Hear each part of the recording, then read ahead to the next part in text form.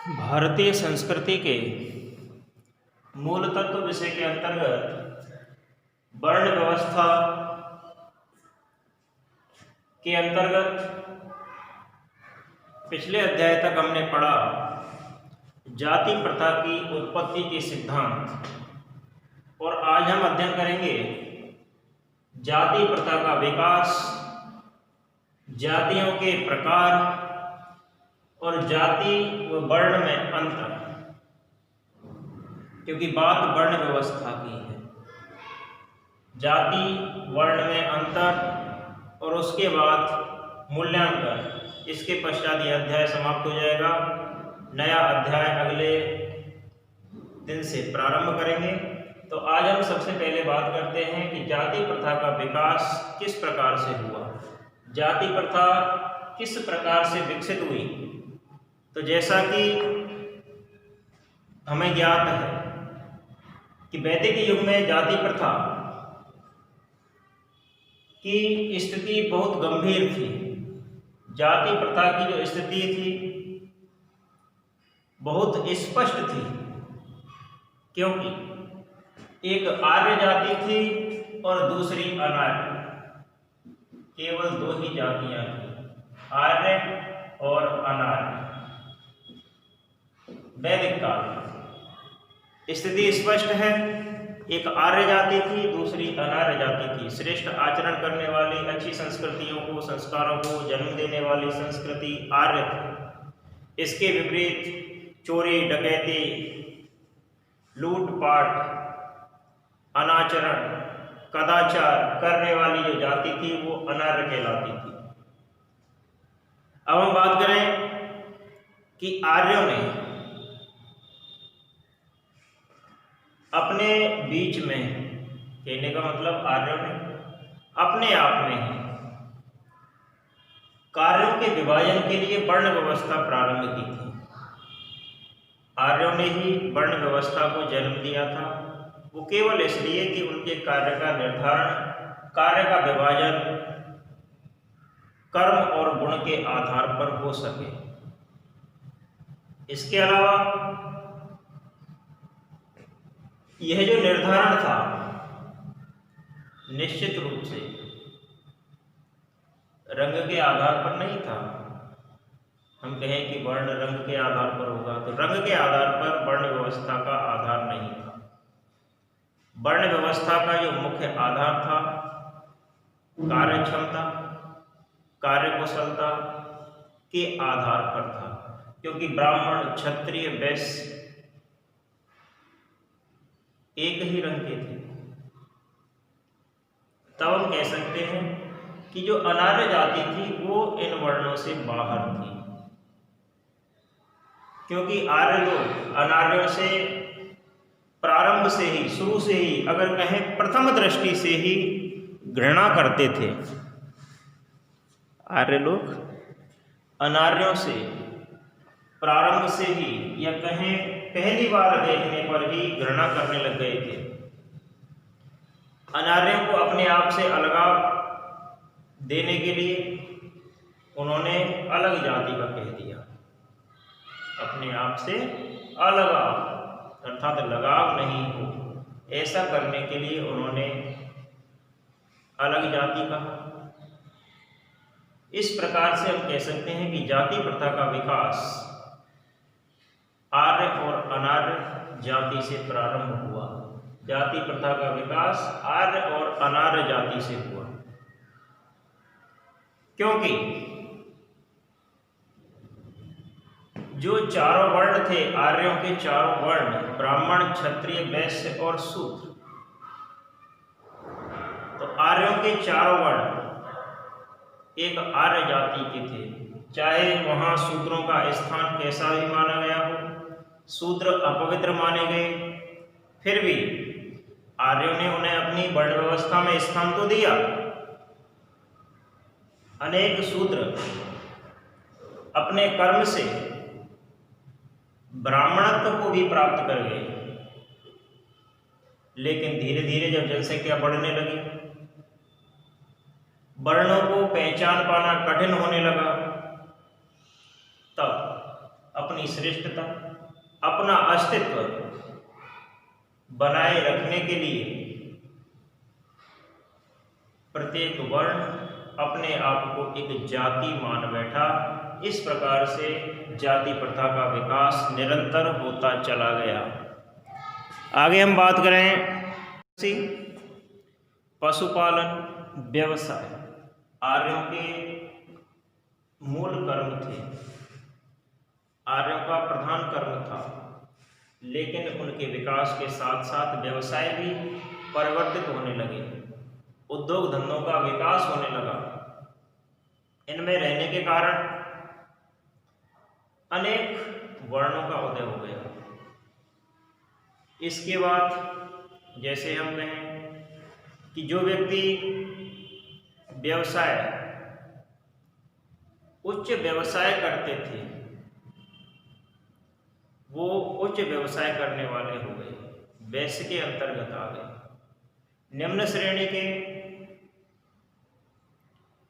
अतिरिक्त जैसे कुछ व्यवसाय की जातियां भी उत्पन्न हो गई। व्यवसायों में जैसे लोहार थे, नापित नाई थे, बढ़ई थे, चर्मकार थे, चमड़ा बनाने वाले।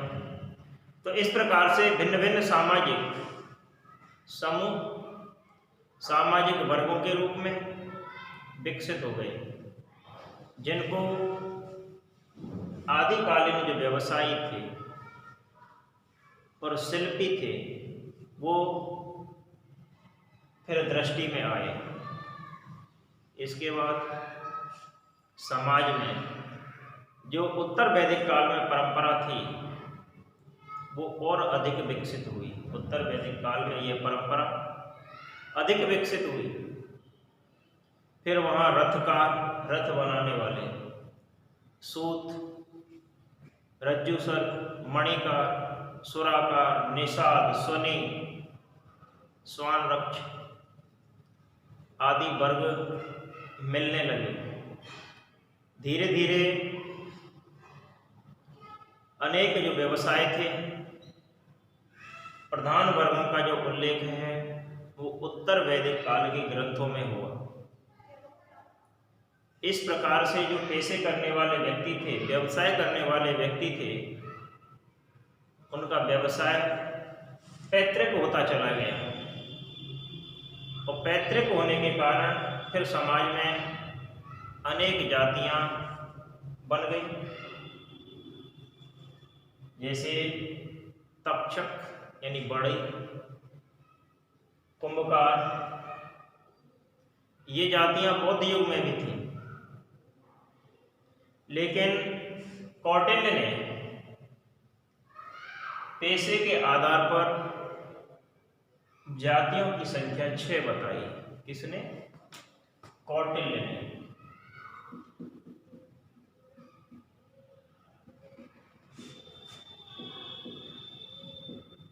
पेशे के आधार पर जातियों की संख्या 6।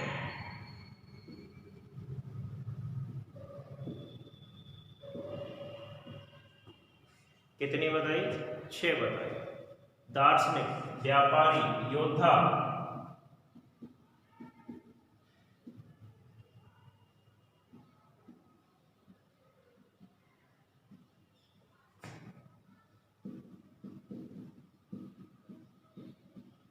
दार्शनिक, व्यापारी, योद्धा, शिकारी, कह सकते हैं शिकारी,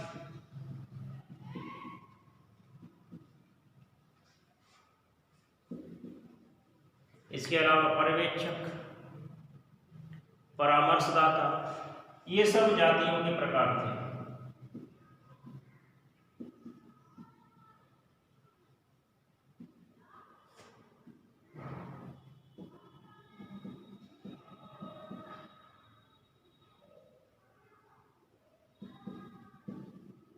तो कौटिल्य ने पेशे के आधार पर जातियों की संख्या कितनी बताई? 6। दार्शनिक पहले स्थान पर थे, दूसरे स्थान पर व्यापारियों का था क्रम, तीसरा योद्धा थे, शिकारी थे, पर्यवेक्षक थे, परामर्शदाता थे। लोग लेकिन जो अव्यवस्थित और असंगठित जातियां थीं वो एक दूसरे के स्थान पर जाकर अनेक कर्तव्य दिखाती हुई, अनेक प्रकार के अपने रूप रंग दिखाती हुई अपना जीवन यापन करने लगी थी। इस प्रकार से जाति का विकास हुआ, जाति प्रथा का विकास हुआ। अब हम बात करें जातियों के प्रकार। तो तत्कालीन समय में गुणों के आधार पर उन्नत और विकसित होने वाली जो जातियां थी उनके 7 प्रकार थे। कितने प्रकार थे? 7 प्रकार। किसके आधार पर? गुणों के आधार पर। गुणों के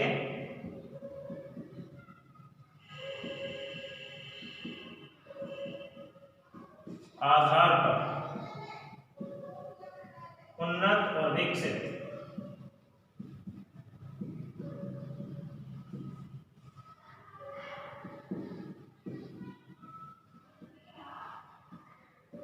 होने वाली जाति, गुणों के आधार पर उन्नत और विकसित होने वाली जातियां 7 प्रकार थे। कितने प्रकार थे? 7 प्रकार। जनजाति का पहला स्थान था यहां। जनजाति। दूसरा जो नंबर आता था, दूसरा क्रम आता था, वो आता था व्यवसाय परक जातियों का, जो कि व्यवसाय में लगी रहती हैं। व्यवसाय परक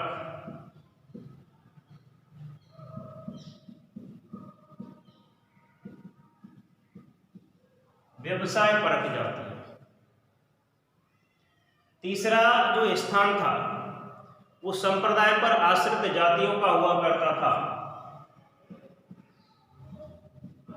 संप्रदाय पर आश्रित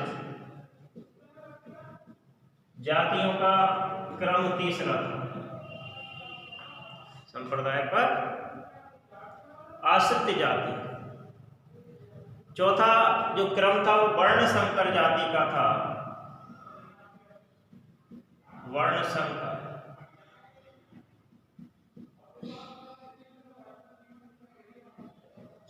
पांचवें स्थान पर राष्ट्रीय भावना से उत्प्रोत जो जातियां थीं, जिनके अंदर राष्ट्रीय भावना कूट कूट कर भरी थी, तो राष्ट्रीय भावना से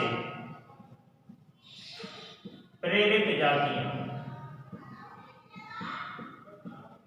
राष्ट्रीय भावना से प्रेरित जातियां। छठवें स्थान पर या कहें छठवें क्रम पर प्रादेशिकता, प्रदेश के आधार पर बनी हुई जातियां,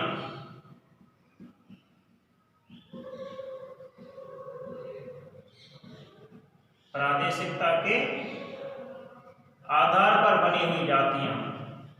और 7वां जो क्रम था वो था रीति रिवाजों से बनी हुई जातियों का। रीति रिवाजों के कारण किन किन जातियों का अभ्युदय हुआ? रीति रिवाज से बनी जातियां। अब हम बात करें गुणों के आधार पर। तो गुणों के आधार पर किस प्रकार से जातियों का अभ्युदय हुआ? तो जैसा हमें ज्ञात है और अभी तक जो हमने पढ़ा कि भारत में हमेशा ही अपने विशिष्ट गुणों के कारण कुछ जातियों का समावेश हुआ, कुछ जातियां समाविष्ट हुई। हिंदू समाज में जब उन्हें स्थान मिला, हिंदू समाज के साथ जब वो आई, तब उन्हें एक स्थान मिल गया, हिंदू समाज का ही वो एक अंग हो गई। ये जातियां आदिम जातियां भी थी, निम्न वर्ण में ग्रहण की गई थी। इनकी जो सत्ता थी आर्यों के आगमन से पहले ही थी, लेकिन आर्यों ने इन्हें शूद्रों की श्रेणियों में स्थान दिया, शूद्रों की श्रेणी में लिया गया। आगे हम बात करें व्यवसाय परक जातियों की, तो व्यवसाय परक जातियों में जैसे लोहार थे, चर्मकार थे, रथकार थे, मणिकार थे, सुनार थे, सुराकार थे। ये जातियां और उपजातियां भी बनी, ये व्यवसाय के आधार पर बनी। जो व्यक्ति जिस व्यवसाय को करने लगा उसकी जाति भी वही हो गई। संप्रदाय पर आश्रित जातियों में जैसे शैव धर्म को मानने वाले लिंगायत, लिंगराज जाति के रूप में विकसित हुए, जो कि बंबई में ही एक जाति के रूप में है, लिंगराज। तो किसी देवता के विशेष के प्रति जो श्रद्धा और आस्था थी उसका अनुसरण करने वाले जातियों की वही जाति बन गई, उसका अनुसरण करने वाले उसी जाति में समाविष्ट हो गए। अब बात करें हम वर्ण संकर, तो वर्ण संकर जो जाति का उदय था वो अंतर जातीय विवाह से उत्पन्न हुआ, जिनके माता या पिता अलग अलग जाति के हुआ करते थे। माता पिता में से किसी भी वर्ण या जाति को प्राप्त नहीं हो सके। धर्म को मानने वालों ने, धर्म को जानने वालों ने, धर्म की व्याख्या करने वालों ने इन्हें मिश्रित या संकर जाति में स्थान दिया, या कह सकते हैं इन्हें मिश्रित और संकर जातियों का उल्लेख मिलता है जिनके माता पिता में से किसी भी वर्ण या जाति प्राप्त नहीं हो सकी थी। ऐसी जातियों में निषाद, मगध, सूत जिन्हें कहते हैं, चांडाल आदि आते थे। चार मूल वर्ण के मध्य प्रत्येक वर्ण में किए गए अनुलोम प्रतिलोम जो विवाह थे उनके परिणाम स्वरूप अनेक मिश्रित जातियों का अभ्युदय हुआ, अनेक मिश्रित जातियां बनी। अनुलोम जो विवाह थे वो उचित विवाह थे और प्रतिलोम विवाह अनुचित विवाह थे, जिन्हें समाज में स्थान नहीं था। अब हम बात करें राष्ट्रीय भावना से प्रेरित जाति की, तो ऐसी जातियों का मूल आधार मूल रूप से राष्ट्रीय हित ही होता था। जैसे मराठा जाति राष्ट्रीय भावना से बनी, मुगल साम्राज्य के प्रति, मुगल साम्राज्य के विरुद्ध संगठित होकर इन्होंने एक नवीन जाति के रूप में अपना उद्भव किया, या कह सकते हैं कि जब ये मुगल साम्राज्य के विरुद्ध संगठित होकर इकट्ठा हुए, एक स्थान पर आए, तब एक नवीन जाति के रूप में इनका उद्भव हुआ। अब हम बात करें प्रादेशिकता के आधार पर, तो हम जानते हैं कि मनुष्य अपनी आजीविका के लिए, मनुष्य अपने जीवन यापन के लिए कहीं न कहीं निश्चित रूप से इधर उधर जाता आता रहता है। एक स्थान से जाकर दूसरे स्थान पर रहता है, वहाँ से कहीं अन्यत्र चला जाता है। तब जहाँ रहता है वहाँ के अनुरूप वो अपने आचार विचार व्यवहार आदतें बना लेता है। तत्पश्चात दूसरे प्रदेश की प्रथा परंपरा का पालन करते हुए वहाँ की स्त्रियों से विवाह आदि के कारण नई जाति का उदय हो जाता है, जिसे हम कह सकते हैं प्रादेशिकता के आधार पर जाति। अंतिम है रीति रिवाज से बनी हुई जातियाँ। तो भिन्न भिन्न रीति रिवाज, आचार व्यवहार विचार से जो जाति बन जाती है उसे क्या कहते हैं? रीति रिवाज से बनी जाती है। जैसे जाट, राजपूत, इस प्रकार से। अब हम बात करें जाति और वर्ण में अंतर। तो देखो, जाति और वर्ण देखने में एक जैसे दिखाई देते हैं, सुनने में एक जैसे दिखाई देते हैं। लोग जाति और वर्ण का प्रयोग एक जैसे अर्थ में करते हुए हमें मिल जाते हैं, लेकिन यह उचित नहीं है। क्यों नहीं है? क्योंकि जाति का जो आधार है वो जन्म है। जाति का आधार जन्म है, जबकि वर्ण का आधार गुण और कर्म है। जाति का आधार क्या है?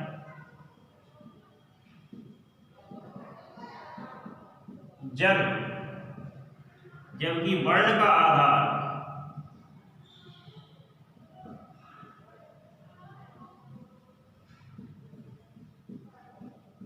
गुण और कर्म।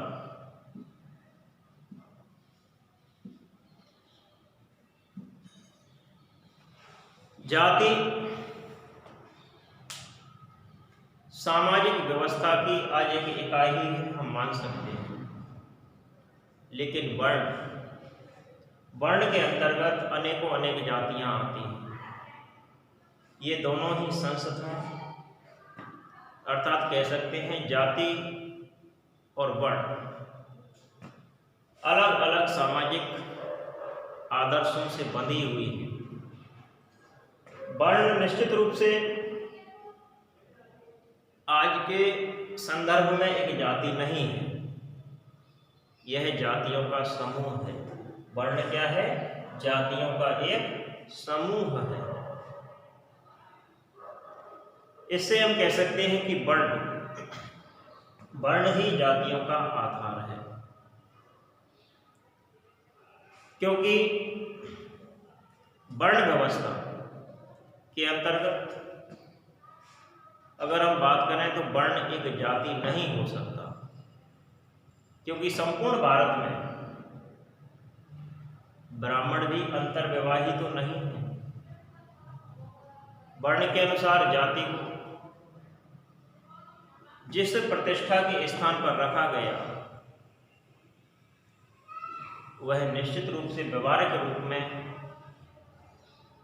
भिन्न पाया जाता है।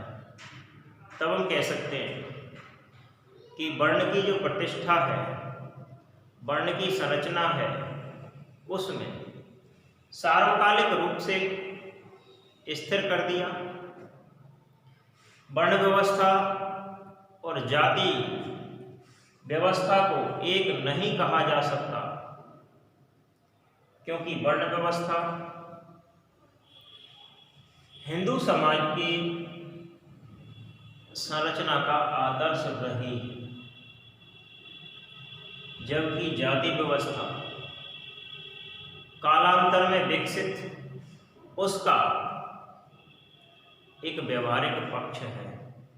यानी वर्ण व्यवस्था का जो आधार था, वर्ण व्यवस्था का जो स्थान है, तो इस वर्ण व्यवस्था से हिंदू समाज की जो संरचना है, उस आदर्श संरचना को स्थान मिला। या कह सकते हैं कि वर्ण व्यवस्था हिंदू समाज की संरचना का एक आदर्श रही, जबकि जाति व्यवस्था समय अनुसार, समय बीतने के साथ साथ या कहें कालांतर में विकसित और उसकी व्यवहारिक पक्ष है। किसका? वर्ण व्यवस्था।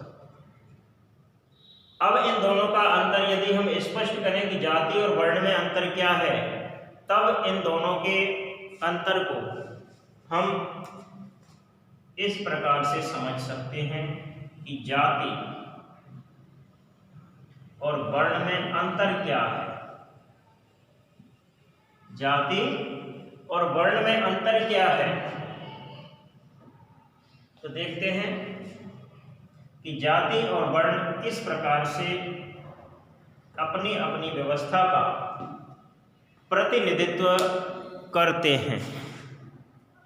तो जाति, सबसे पहली जो बात आती है निकलकर, वो ये आती है कि जाति का जो आधार है वो जन्म है, अर्थात हम कहें जाति जन्म मूलक है। जाति जन्म मूलक है, जाति जन्म के आधार पर है। जाति क्या है? जन्म मूलक, जबकि वर्ण गुण और कर्म मूलक है। वर्ण गुण और कर्म मूलक है। दूसरा, यदि हम बात करें जाति और वर्ण की, तो जाति का जो निर्धारण है जन्म के आधार पर होता है, जबकि वर्ण का निर्धारण गुण और कर्म के आधार पर होता है। जाति का निर्धारण जन्म के आधार पर,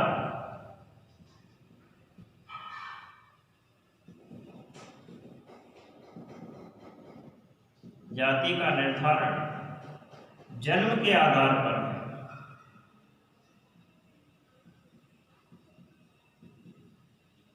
जबकि वर्ण का निर्धारण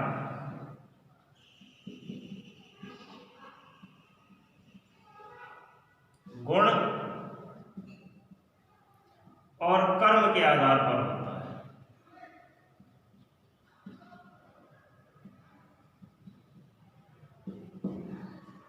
आगे हम बात करेंगे जाति।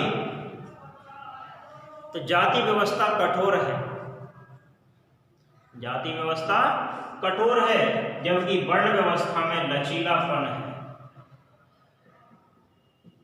जाति व्यवस्था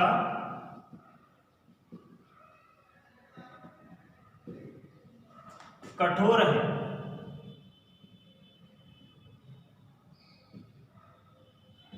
वर्ण व्यवस्था में लचीलापन है। क्या है? लचीलापन। आगे हम बात करें जाति, तो जातियों की संख्या लगभग 3000 है, जबकि वर्ण कितने हैं? केवल 4 हैं। जातियों की संख्या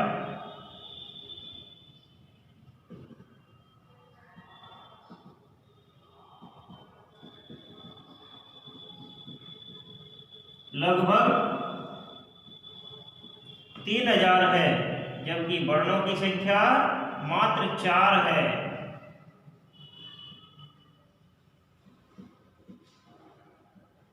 कितनी है?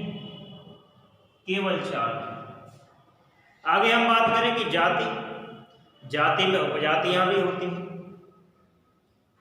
वर्ण व्यवस्था में उपवर्ण नहीं है। जाति में उपजातियां भी होती हैं कि नहीं होती? जाति में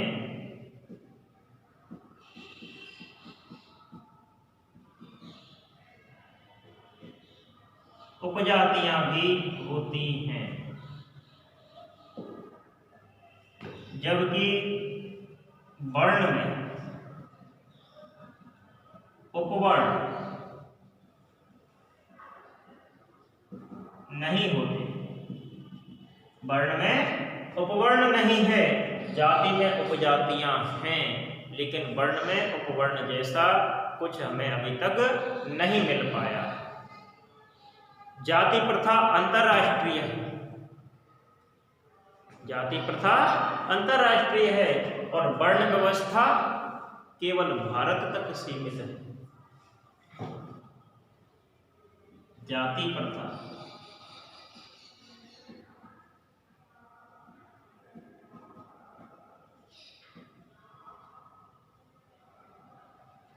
अंतरराष्ट्रीय है, जबकि वर्ण व्यवस्था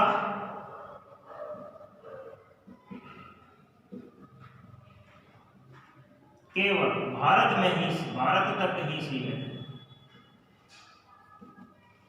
वर्ण व्यवस्था केवल भारत में ही है, या कहें भारत तक ही सीमित है। अब बात करें हम वर्तमान संदर्भ में मूल्यांकन। वर्तमान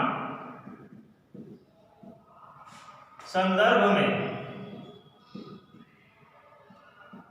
मूल्यांकन वर्ण व्यवस्था, जाति व्यवस्था का, तब हम कह सकते हैं कि वर्ण व्यवस्था और जाति भारत की एक आत्म संस्कृति है, और यही इसकी मुख्य विशेषता है, प्रधान विशेषता है। क्योंकि जो जातियां होती हैं, जातियों में आपस में रोटी और बेटी के संबंध का निषेध है। संतति शास्त्र के आधार पर दो भिन्न जातियों के व्यक्ति आपस में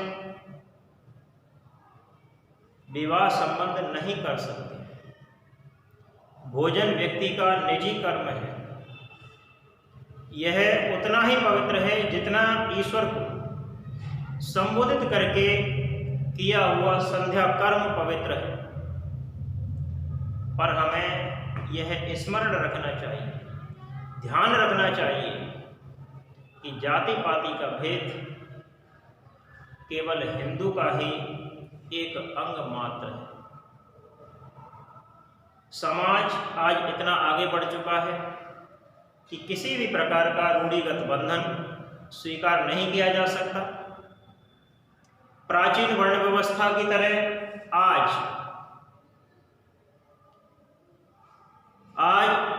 वर्ण व्यवस्था सभी देशों में किसी न किसी रूप में विद्यमान है, लेकिन हिंदू समाज में जहाँ जाति व्यवस्था की जड़ें गहरी हैं, वहाँ युग युग तक सुधारवादी प्रयत्नों के पश्चात भी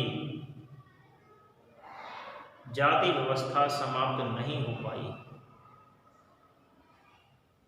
कल्पना नहीं की जा सकती, जाति व्यवस्था समूल नष्ट हो जाएगी,